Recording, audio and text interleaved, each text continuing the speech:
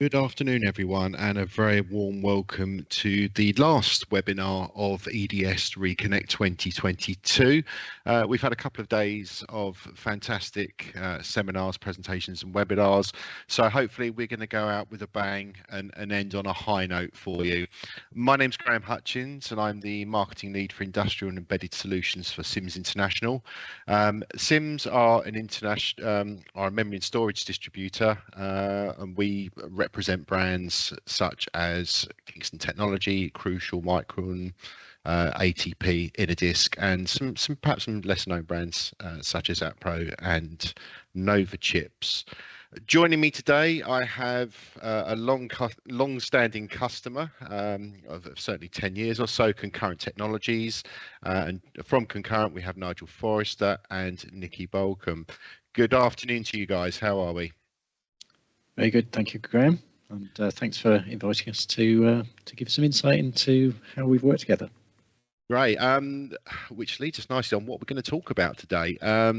But before we do that, can you introduce yourselves and tell me a little bit about Concurrent Technologies?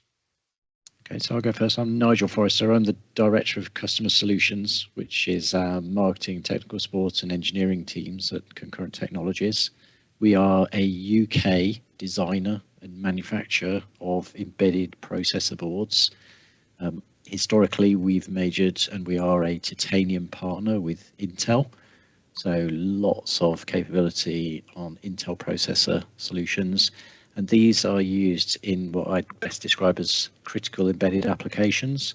So things that require extended temperature support, ruggedness, very high reliability, long life cycles. And now over the years, we've become more focused on things like the defence space. So now 70% of our products go into the defence space. Thank you, Nigel. Nikki? Yes, thanks. Good afternoon, Graham. Good afternoon, everyone on the webinar this afternoon. I'm Nikki Bolcom. I'm Director of Quality and Business Improvement for Concurrent Technologies. Relatively new to the organisation, 6 months in, but very much focused on improvement, driving, well, effectively connecting business processes, really ensuring that process drive performance for the organisation and the success of both SIMS and Concurrent Technologies. Great, thank you, Nikki, and welcome to you both. So the topic of today's conversation, we're going to be talking about challenges surrounding managing obsolescence, supply chains, customers, and touching on shortages in the semiconductor market and how they can be managed. So I'm going to kick off with a question for you, Nigel. Concurrent have got quite a diverse portfolio of products. So where are you seeing demand particularly, and are there particular product features that are causing higher demand? How do you manage your customer expectations? Okay, very good starting question. So they sort of set the scene nicely, I think. So I already mentioned that we've sort of focused on the defence space. And we've got a real critical advantage here because being a UK designer and manufacturer of processing solutions for these critical embedded applications, there's a real need in the UK at the moment from the customer base here in the UK for sovereign capability. So that's gives us a massive advantage, I suppose.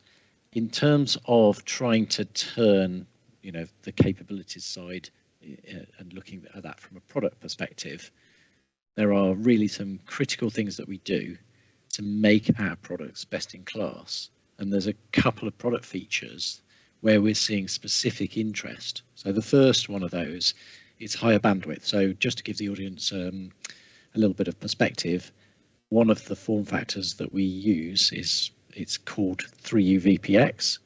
Basically that means it's about the size of a postcard board.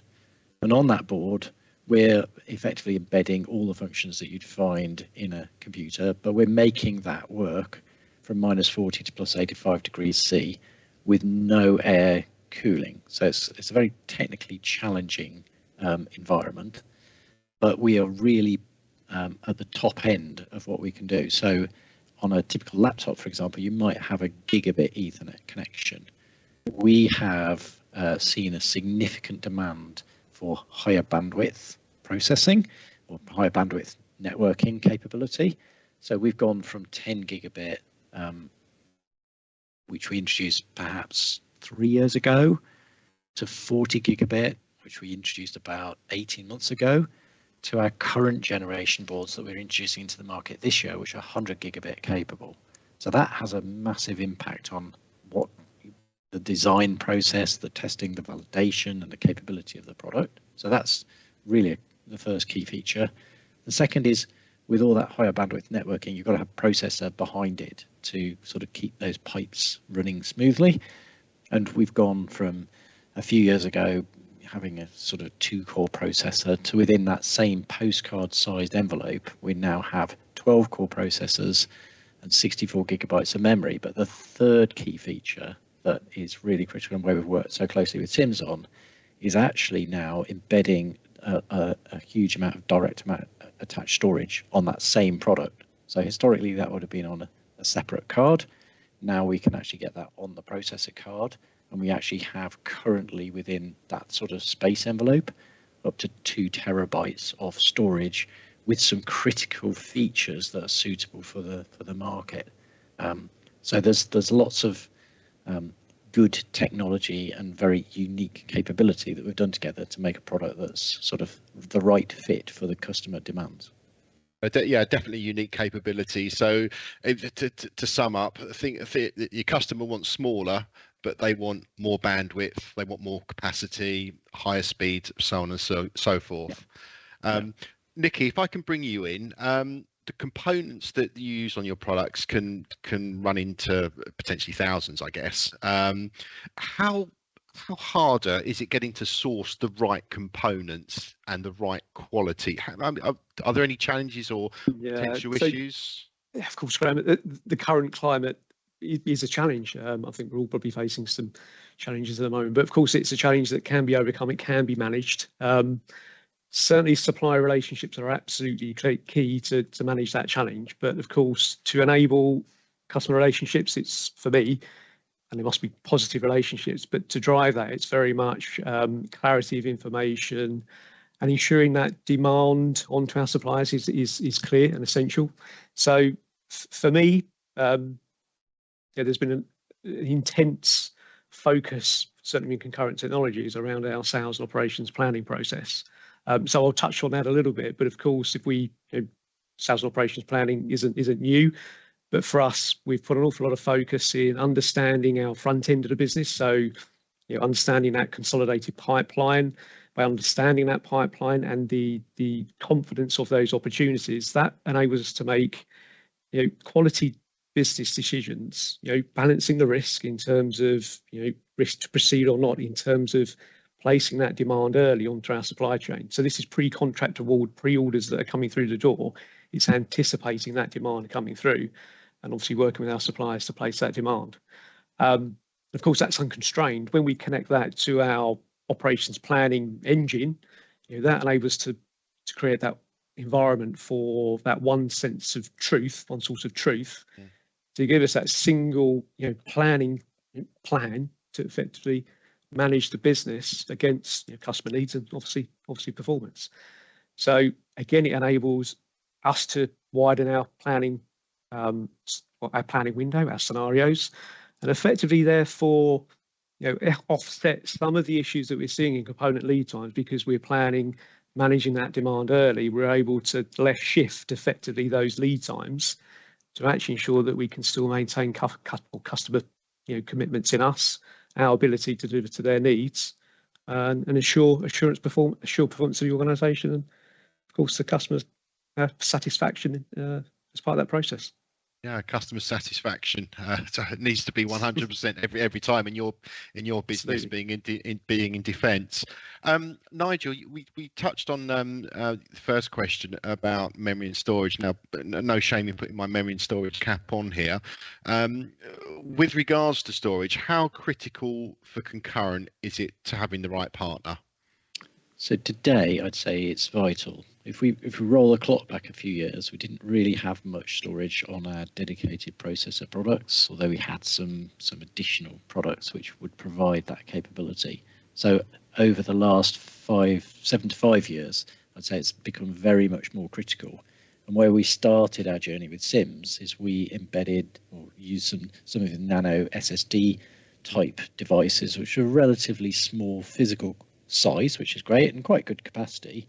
But we've made a step forward 3 years ago, 2.5 years ago, where we universally adopted the M.2 form factor, in particular the NVMe, which gives us the high bandwidth, so it's PCIe. It uses a PCIe interface as the basis of that connection to the M.2 module. So we've got a step increase in performance and also a order of magnitude improvement in the capacity that we're able to offer, which is why we're giving our customers up to 2 terabytes on a single board with all the processing features we have at the moment. So if I relate that back to our typical customers, in the defense space, one of the metrics they use a lot is SWaP, and that's size, weight, and power. Because if you can embed everything on a single card using a single slot, that is hugely beneficial. Think of some of the devices that you might see, autonomous vehicles or drones. If you can consolidate all the processing performance into something that weighs less and is smaller, that gives you more capacity for payload capability, or it enables you to fly longer or fly for less fuel or battery power, things like that. So they have a massive advantage in the defense space.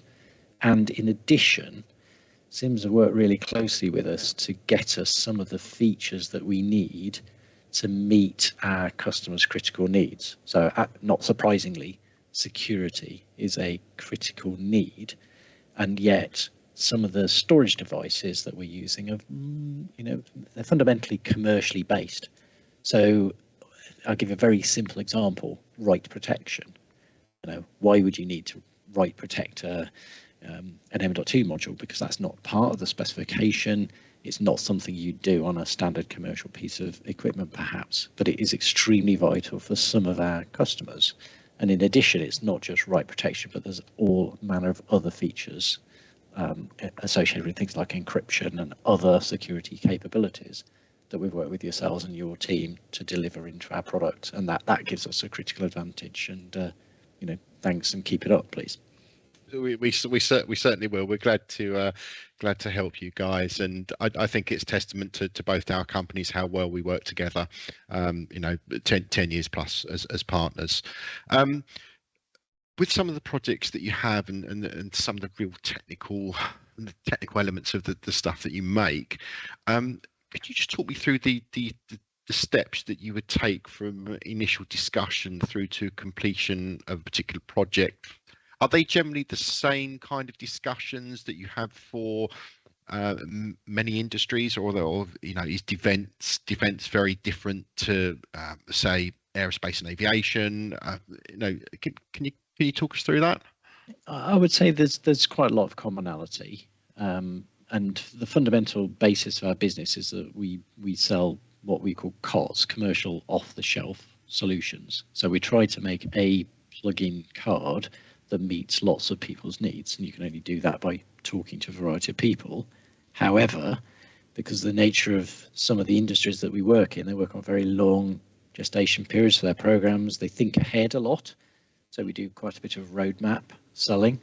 We'll go in and we'll propose a solution based on perhaps a chipset that's not announced yet, but will be coming up in a year's time or 6 months' time, and we'll work with a specific customer on a design that meets their specific needs.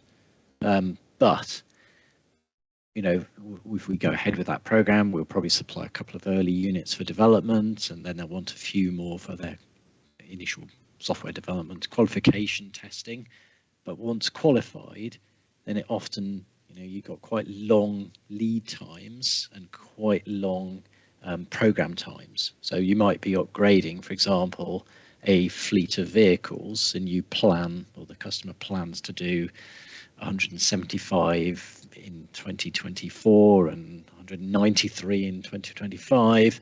So they don't want any changes in that time frame. So it's very important that we design in the right storage devices from day one, because we can't very often go back and change some of those components. We have locked bill of materials, or we have to guarantee to our customers that not just the physical devices, but the firmware running on those devices doesn't change, because otherwise they have to go back and repeat some of their qualification tests. I'll give you a good example. We're actually still, as a manufacturer, it gives us a bit of advantage here. We're still supporting some products that we shipped 25 years ago. Now, that's not a normal situation. Most of our products end at about 15 years of life. However, that is still within our capability to do. And it's very hard unless you have a good, close relationship with everybody in your supply chain. Yeah, I mean that's a very interesting point. I guess in the defence arena, when you've got projects running for years and years, they order something, they expect it, they want it to work, they want it to be out in the field, deployed for X amount of years before it goes through a midlife upgrade if required. So it needs to work right first every time. That leads me nicely on to my next question about the pace of technology that we're both involved in, memory and storage for us, and systems for yourselves. It's a constantly evolving environment. How the best way to word this?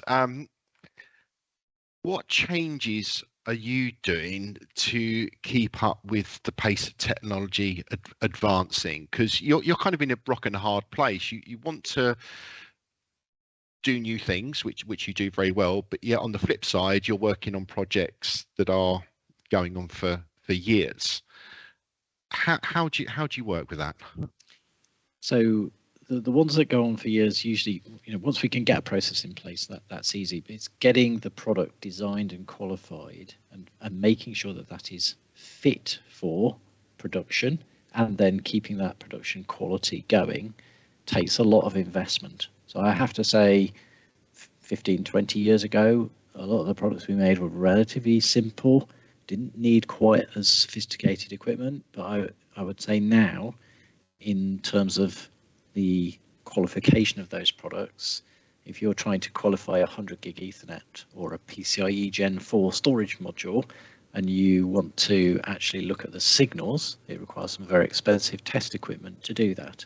If you want to manufacture that product in our factory, Nikki can tell you about all of the equipment that we've got to enable us to do that in a reliable and repeatable way. I mean, the component sizes are mind-blowing, because in my day, I'm showing my age here, things had legs on and you could actually see them. Now some of the components that are fitting on the boards, the 402 type components, they're like specks of talcum powder, and yet we have to have equipment that can monitor those and make sure we've got them in the right orientation, we've got the right device on the board when we produce it, and that it's orientated correctly, and so on. So it's really all about investment. There's no easy way to get state-of-the-art products on the cheap, and I think that's true whatever industry we were supporting. To be honest, it's the technology is amazing. Just in the printed circuit boards that we're using, the actual technology to get the signal integrity levels that we need is very, very sophisticated. But there's one particular thing that you mentioned in your answer there, was the testing and the certification. Nikki, if I can bring you in on this, each industry you work with must have different processes, testing and certification. Which processes in particular that interest me do you see as vital in being one step ahead and helping you navigate supply in these trying times? Is it things like traceability? Is it end of life notifications? Is it buffer stocking? From a concurrent perspective, what is it for you? Yeah, sure. I think it's a combination actually of all those things. Obviously, I've already mentioned sales and operations planning, which is absolutely core in managing demand and forecasting.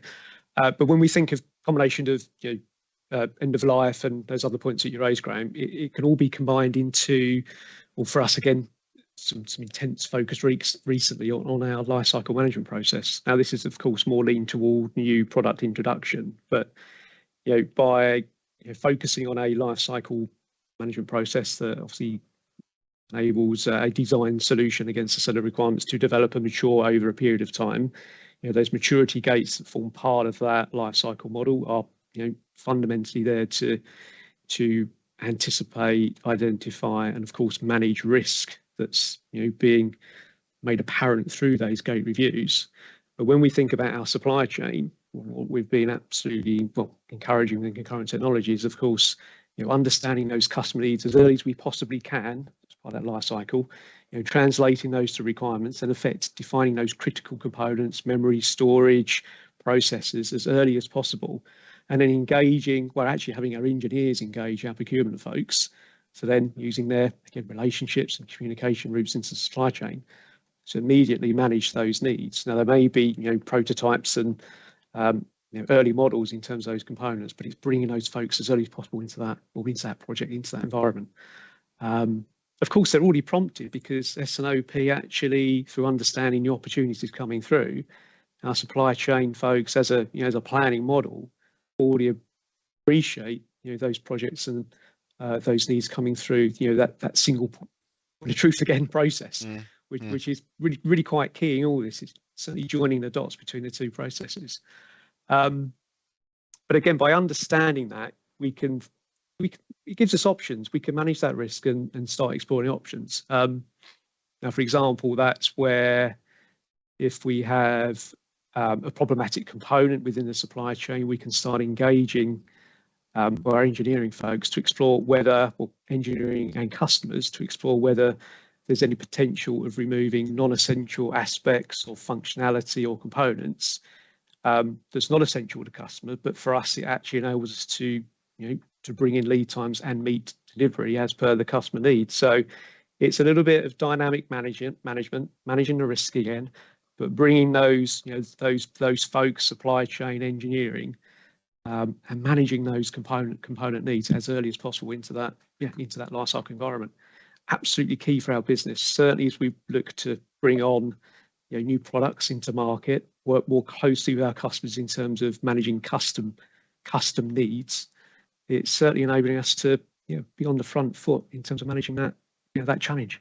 Now that's an interesting point. It's something I'm going to pick up on. Is it's about managing. I mean, over the last few years, it's been horrendous for the global manufacturing due to COVID, and we've seen unprecedented levels of supply, especially in the semiconductor market. It's been you're robbing Peter to pay Paul. You're trying to get hold of memory and storage, and it's been challenging. So what one area would you say has been key to your business when working with suppliers? Is it communication? Is it the roadmaps, forecasting? This can open up quite a wide. It could. I think for me, if we step back and think about really the key aspect here, it's got to be that relationship and communication. Now, being a quality director, I'm very process focused. You probably have gauged that already. But of course, any process is just not effective without the effective relationships and that communication. So we're really striving hard to. We've got great relationships within our supply chain, but we can do more. We can continue to build on that. Now, of course, COVID, the last 2 years has meant lots of interaction virtually. We're now obviously through that phase. So certainly within Concurrent, I'm encouraging the supply chain folks to really go and visit the suppliers, reintroduce yourself in terms of that face-to-face relationship, and equally inviting these suppliers to our premises. Come and visit us. Remind yourselves in terms of what we do and the value we bring to our customers to help you guys understand the context behind the organisation. Absolutely key again, because we are predominantly a defence organisation. Our products are critical in those applications, and that context again is absolutely key with what we're doing, and then obviously the service we're providing to our customers. So absolutely positive relationships. Reinstall those face-to-face relationships. There's as I said, the virtual environment has been great, but it doesn't replace the that positive experience of human interaction, of course. And again, these are like-minded individuals, procurement, suppliers. They, these guys, they come into the room, the passion, the energy is there, and that kind of just is missed ever so slightly in terms of the virtual approach. If we sorry. Okay. If we take the end customer, we'll say defence, somebody in defence, how does Concurrent Technologies work with its suppliers to give your customers the protection that they need? Yeah. What guarantees, if you will, do you offer? I think for that question, I'll lean us back to S&OP. Again, for me, that principle of the one source of truth, the way we plan the organisation in respect to that forecast and demand is absolutely critical. But of course, under the current climate, with the component situation, we've had to think a little bit differently, be far more dynamic in terms of our approach. We see significant swings in material on a regular basis. So the more traditional monthly S&OP cycle may not truly be effective in terms of managing that dynamic environment. So we've had to think a little bit differently. So whilst understanding our pipeline and that demand is okay to understand on a monthly basis, we've had to be far more frequent in terms of the operations plan based upon that movement. And again, key to that is being quite open with our suppliers when we see movement, engaging with them. Understanding all of those levers that we can now pull with our engineers, looking at perhaps removing that functionality where we can use engineering to explore fit form function equivalents, work with the supply chain to explore their network, of course. So it's a number of levers that we're now are pulling in a far more dynamic client planning environment to ensure fundamentally that we can maintain our delivery times and maintain that customer satisfaction. And again, as we said, being that we are defence, these applications are being supplied into critical platforms, environments that that save lives. So it's absolutely essential that we get this right. Of course, we can't forget the customer. So that regular communication, not just with our suppliers, has to occur with our customers in equal measure. So it's providing them with the confidence and assurance through clear statusing on a regular basis, being open with those challenges that we're experiencing. But of course, whilst being open, we also are cognizant to have our recovery plan very much visible and connected with our customers. So all those themes kind of now connect, I guess. So certainly it's the quality and the context of the communication that drives that positive relationship. And equally, process performance is not really guaranteed without that communication and relationship piece. So it's all these things coming together. That's brilliant. Thank you, Nikki. There's one area that we haven't touched on that I find particularly fascinating is obsolescence management.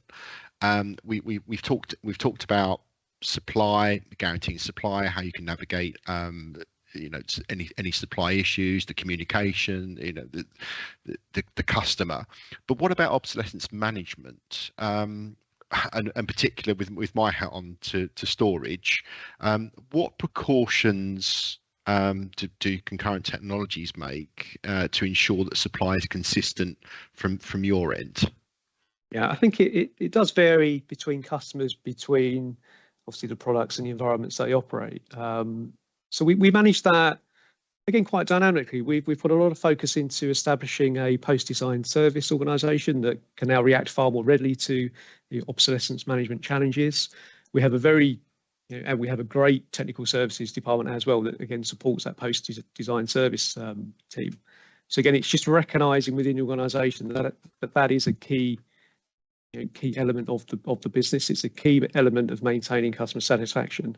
And again, as Nigel alluded to, some of our products have been in service for X years and decades. So again, it's a key aspect of the service that we must continue to provide to ensure that our products are fit for service whilst in the field. So absolutely core to our business. If I step back a little bit in summary, of course, summarising some of the points we've already said. But for me, there's a handful of things that we've really got to get right in terms of ensuring that environment works for us. So as I mentioned, it's the quality of that data driven through an S&OP process, the ability for us to make balanced risk-based decisions, a business process that joins the dots, enables that single point of truth, no outside processes or Excel spreadsheets. It's all in one place, and we all understand where we are. And again, by understanding that single source of truth, we can provide that context to both our suppliers and our customers, and maintain that positive relationships in both areas, suppliers and customers. No, that brilliant answer, that Nicky. Thank you for sharing your insights there. One thing I would also like to talk about is Concurrent Technologies, the company. We've talked about your products, your services, but what about the values and the people? How do Concurrent Technologies attract the right people, the best people, to come and work for you guys? That's open to both of you. Well, I think you'll maybe on mute, so I'll start. I think for me, we're actually being relatively new to the organisation. We're a UK organisation, so we both design and manufacture in the UK. Now we of course provide services and products globally, but I mean that's a real attractive piece, that we are very much a UK company with that capability. Nigel, you are on mute, I'm afraid. So I apologise. I'll try again. So for me, the thing which makes Concurrent Technologies so exciting and dynamic is the people that we have here. So when I joined 8 years ago, we were known as quite conservative, sort of like a family-run business with some great people. Well, we've still got most of those great people that we had when I joined, but actually we've now got a much more innovative, more dynamic, much more future focused way that we're running the business, and that's even more exciting. So there's a real buzz about the whole company. We've just opened or moved to a new facility in Reading, so we have 2 facilities in the UK. Our Colchester facility where Nick and I are normally based, but we also have a Reading facility. We also have a capability in Woburn in Boston in the USA to service our USA customers. So it's all about the people, the dynamics that you work with, and how do we attract those best people? Well, I think it's self-fulfilling. Now, if you're a great organisation, you offer great benefits. We've got a fantastic people team here who, the last couple of months, they've introduced an electric car scheme, they've introduced a cycle to work scheme, and there's a whole host of other things which we hadn't had before. It just adds up to being a great place to work, and the sort of place where people are. They want to come and work here because of not just the exciting products that we're doing, but because of the dynamics within the company. So it's safe to say, certainly for Concurrent Technologies, that the people make the company. It's very much a friendly environment to work in, a lot of job satisfaction by the sounds of it. I'm sure that's equally true of Sims, right, Graham? Very much so. I think the average tenure here is about 12 years. I'm 7, so it goes to show we're doing something right. Okay, let's turn to some questions. Mark Edwards here has got a question. He says, you touched on your testing facilities earlier. What kind of capability do you have? Can you expand on that a bit more for us? Okay, so if I just gloss over some of the things that we have in engineering, which are sort of fairly sophisticated, oscilloscopes and meters and all sorts of other frequency counters, those sort of bits of equipment. In terms of the qualification, we actually put every single one of our products, even if it's for a commercial application, through a thermal qualification. So we have banks of thermal chambers for both low and high temperature stress testing, low temperature startup testing, things like that. We have our own X-ray equipment in-house to make sure that things like solder quality is correct. We have a whole host of optical inspection equipment. We have our own shock and vibration facility here. So our rugged products have to meet industry standard military standard shock and vibration requirements. So we do most of that testing in-house. We still subcontract a little bit where we have specialist requirements. So that's the sort of thing that we like to make sure that we've got the capability in-house to not just design and manufacture the products, but actually prove that they meet the specifications that we are advertising them at. I guess that they follow industry standards, testing procedures, qualifications, and so on. Yes, absolutely. And most of those, because we're mainly focused on the defence space, are military standards, but that's not strictly, we've recently done a big project for a medical application where we had to follow some slightly different standards. One thing that interests me is the open group, which you are part of. How's this working out for you guys? Perhaps I think let's backtrack and explain what the open group is and what you get from it and how it works for you. Yeah, so this is the Sosa Open Group, which is so Sosa stands for Sensor Open Systems Architecture. It's a US Department of Defense company initiative where all of the big defense primes in the US and the equipment providers and the component providers have got together to come up with a refinement of an existing standard, which was the VPX standard that I talked about, which is a totally open standard run by the VITA Standards Organization. So what they've done is they've taken what was a very open and a standard that was tailored in many cases to specific customer needs.